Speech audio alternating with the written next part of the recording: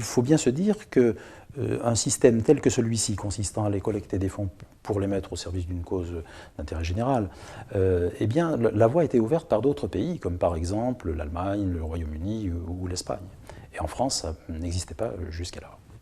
Je crois percevoir la question sur le fait que l'industrie pourrait piloter, diriger le Fonds français pour l'alimentation et la santé. Évidemment, je m'empresse de récuser cette manière de présenter les choses parce que ça n'est pas le cas. Tout a été fait pour que précisément ce ne soit pas le cas. Et moi, à titre personnel, directeur général du Fonds, je suis fonctionnaire en position de détachement.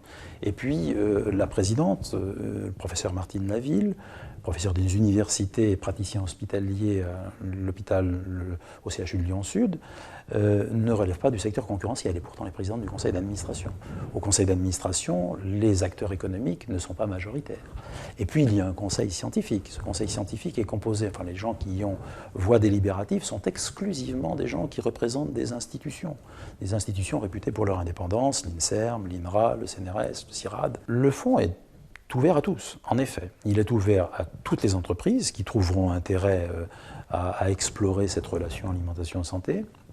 Donc, je le dis souvent et je le répète, c'est en effet une logique de la fourche à la fourchette. Donc, toutes les entreprises, tous les exploitants du secteur alimentaire peuvent y trouver intérêt. Mais ça va au-delà. C'est-à-dire qu'on a dans nos statuts la possibilité de faire appel à la générosité publique. Ensuite, il y a dans votre question un autre aspect, qui est celui de la participation aux activités du Fonds. Pour cela, nous avons mis en place une association des amis du Fonds français pour l'alimentation et la santé. Alors, leur rôle est assez simple à comprendre. Ils doivent concourir à son développement, à sa notoriété, ils doivent le faire connaître. Mais pour cela, ils ont évidemment des contreparties.